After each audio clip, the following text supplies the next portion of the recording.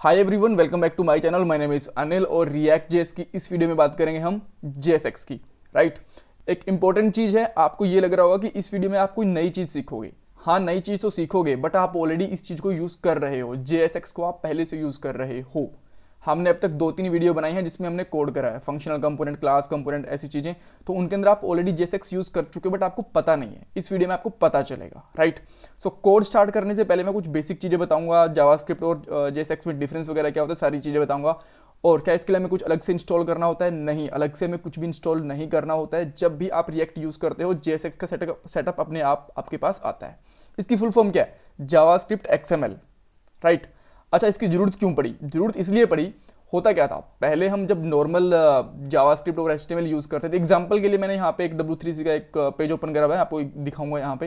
Right, तो पहले क्या करते थे, हम एक एचटीएमएल और जावास्क्रिप्ट को एक साथ यूज़ नहीं कर पाते थे, दोनों को अलग अलग लिखते थे। आपको ध्यान होगा, जावास्क्रिप्ट के लिए हम स्क्रिप्ट टैग यूज़ करते थे, बट अभी तक रिएक्ट में हमने स्क्रिप्ट टैग यूज़ ही नहीं करा।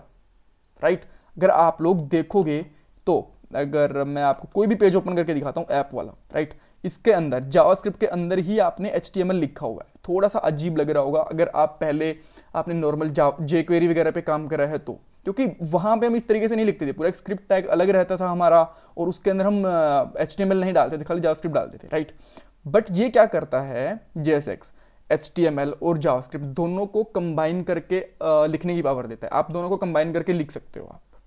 राइट, अब देखो, मैं आपको नॉर्मल एग्जांपल दिखाता हूं। आप पहले इस तरीके से यूज करते थे, अगर आपको ध्यान होगा, स्क्रिप्ट टैग, हमने ये वाला स्क्रिप्ट टैग लिखा हुआ है और यहाँ पे एक फंक्शन बना हुआ है जो मल्टीप्लाई करता है, और एचटीएमएल हमारा यहाँ पे है। अब जब मैं इस पर क्लिक करते हैं तो ये 4 और 3 का आउटपुट 12 देता है मल्टीप्लाई करके, और अगर मैं यहाँ पे 5 कर देता हूँ तो उसका बेसिकली मुझे आउटपुट, सॉरी फॉर डिस्टर्बेंस, सो यहाँ पे अगर मैं 5 कर दूंगा तो इसका आउटपुट आ जाएगा मेरा 20। नॉर्मल है। अब देखो, इस यहाँ पे आपको दिख रहा होगा नॉर्मल जावास्क्रिप्ट। अगर मैं यहाँ पे जबरदस्ती एचटीएमएल घुसाने की कोशिश करूंगा तो मैं कर पाऊंगा क्या? मैंने यहाँ पे लिख दिया एचटीएमएल और यहाँ पे लिख दिया हेलो कुछ। राइट, नहीं, ये काम नहीं करेगा। राइट, ये काम जेएसएक्स करवा सकता है। जेएसएक्स की पावर ऐसी है, और तभी यहाँ पे हम जावास्क्रिप्ट के अंदर एचटीएमएल लिख पा रहे हैं। राइट, सो आपको समझ में आ गया जेएसएक्स क्या करती है, और आप लोग इसको यूज भी कर पा रहे हो। यहाँ पे आप देख सकते हो, इसको यूज भी अच्छे से कर पा रहे हो। राइट, सो और भी कुछ पावर्स होती है, मैं आपको बताऊंगा कि क्या क्या पावर्स होती हैं। सो आपको बेसिक आइडिया चल गया। और देखो, यूज कैसे करते हैं, नॉर्मल एचटीएमएल और एक्सएमएल टैग के जैसे। अगर मैं आपको कंपोनेंट बना के दिखाऊं, अभी जो हमने लास्ट वीडियो में कंपोनेंट बनाए थे हम यूजर वाला, तो हमने इस तरीके से यूज करा था यूजर्स वाला कंपोनेंट। राइट, एक बार और बनाता हूं और फिर से हम देखेंगे, कुछ और चीजें ही बतानी है आपको। राइट, एक कंपोनेंट की मुझे जरूरत है, तो मैं यहाँ पे लिखता हूँ user.js, और यहाँ पे आके बेसिकली सिंपल सा एक फंक्शन बना लेता हूँ। फंक्शन, इसका नाम मैं लिख लेता हूँ यूज़र, और यहाँ पे मैं रिटर्न कर देता हूँ, और रिटर्न के अंदर क्या करूँगा, एक डिव ले लेता हूँ। राइट, मैंने यहाँ पे लिया एक डिव, और यहाँ पे लिख दूंगा हेलो, और अब इसको मैं इंपोर्ट करूँगा। क्या जो मैं इंपोर्ट कर रहा हूँ ये खाली रिएक्ट के अंदर होता है? नहीं, ये जो इंपोर्ट करने वाली फंक्शनैलिटी है ना, ये जावास्क्रिप्ट की फंक्शनैलिटी है। कहीं आप सोच रहे हो कि रिएक्ट के अंदर चलता होगा इंपोर्ट करने वाला, ये रिएक्ट के नहीं। आप एंगुलर में भी ऐसे इंपोर्ट करते हो, व्यू के अंदर भी आप ऐसे ही इंपोर्ट करते हो, ध्यान रखना। राइट, कुछ लोग सोचते हैं कि ये रिएक्ट की फंक्शनैलिटी होगी, नहीं, ऐसा नहीं है। फ्रॉम, और यहाँ पे हमने डाल दिया यूज़र। देखो, अब यूज़र आ गया। अब इसको मैं यूज़ कैसे करूँगा, जैसे कि हमारा नॉर्मल एचटीएमएल या फिर जावास्क्रिप्ट का टैग होता है उस तरीके से, और यहाँ पे ये चल गया है। अगर मैं इसको रिफ्रेश करता हूँ तो ऑल राइट। सो मैंने यहाँ से इंपोर्ट करना भूल गया हूँ, माय बैड। इसको मैं जस्ट सिंपली लिखता हूँ, यहाँ पे नीचे लिख देता हूँ एक्सपोर्ट डिफॉल्ट यूज़र। राइट, अब ये तरीके से काम कर रहा है। यहाँ पे हेलो आ गया। राइट, सो इस तरीके से ये जो हमारी आपको यहाँ पे दिख रही है ना, ये जेएसएक्स ही है, बस हमें पता नहीं था। अगर आपको पता था तो बहुत बढ़िया, ग्रेट। राइट, इसके अंदर और भी काफ़ी फीचर्स हैं। देखो, हम इस सिंगल करली ब्रैकेट्स करके यहाँ पे इस डायरेक्टली कुछ मल्टीप्लाई वगैरह कर सकते हैं, कुछ छोटे मोटे ऑपरेशंस कर सकते हैं। आप देखिए, यहाँ पे 30 आ गया। यहाँ पे जावास्क्रिप्ट के फंक्शंस भी इंप्लीमेंट हो सकते हैं, बहुत ईजी है इस तरीके से। तो इसने कितना काम ईजी कर दिया, हमें स्क्रिप्ट टैग अलग से लेने की जरूरत नहीं है, सारा काम इसके अंदर ही हो सकता है। तो ये जेएसएक्स की पावर होती है। ऑल राइट, तो क्या हम रिएक्ट बिना जेएसएक्स के यूज़ नहीं कर सकते? नहीं, ऐसा नहीं है। आप रिएक्ट बिना जेएसएक्स के भी यूज़ कर सकते हो, लेकिन वो बहुत ज़्यादा कॉम्प्लिकेटेड है। कैसे, मैं आपको दिखाता हूँ।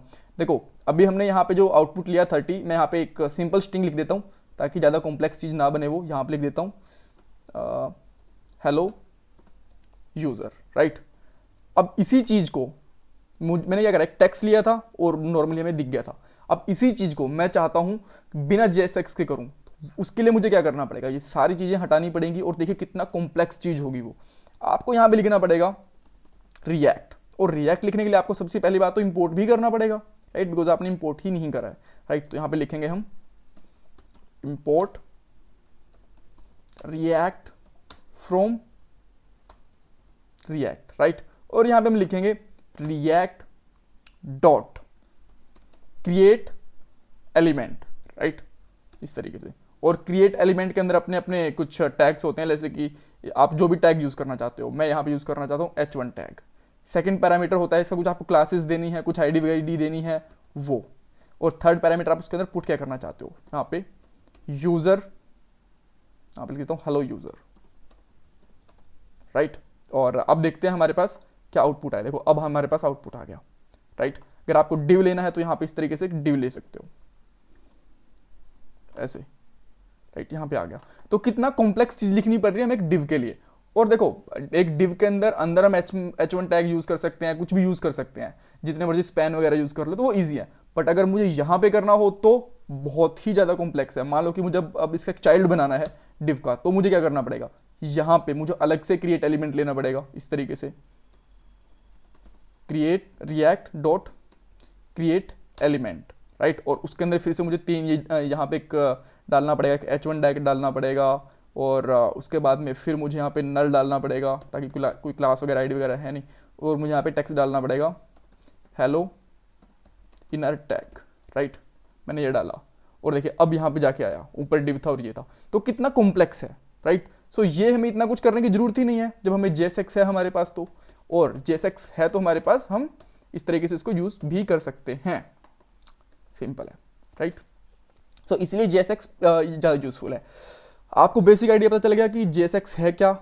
आपको दिख गया कि जो हम नॉर्मल काम करते हैं वो रिएक्ट में JSX में काम करते हैं। ये छोटे मोटे ऑपरेशंस भी परफॉर्म करवा सकती है यहाँ पे, और HTML टैग के जैसे यूज़ होती है। सब कुछ आपको क्लियर हो गया है, उसके लिए कुछ अलग से इंस्टॉल करने की ज़रूरत नहीं है। ग्रेट।